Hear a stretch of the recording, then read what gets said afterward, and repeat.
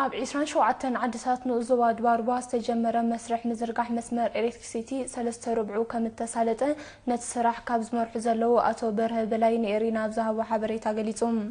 ነቲ ስራሕ ቅድሚ ክራማት ንምስላጡ ህዝብን ኣባላት ሓይልታት ምክልኻልን ብኣድማዕነት ይነጥፉ ከም ዘለው ዝተቐሰ ኣቶ በርሀ ቅድሚ ዝተመደበሉ ናይ ግዜ መቓን ክጻፈፍ ከም ዝኽእል ኣረድዮም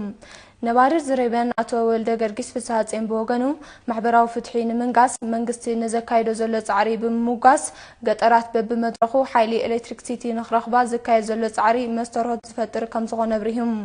ወይዘሮ ዑባ አፈወርቂ ድማ ምትእትታው መስመር ኤሌክትሪክ ብፍላይ ንኣዴታት ኣብ መነባብሮአንን ጥዕነአንን ዓቢ ሩፍታ ዝፈጥር ምዃኑ ብምግላጽ ንምዕዋት መደብ ተሳትፎኦም ይዕዝዙ ምህላዎም ሓቢራም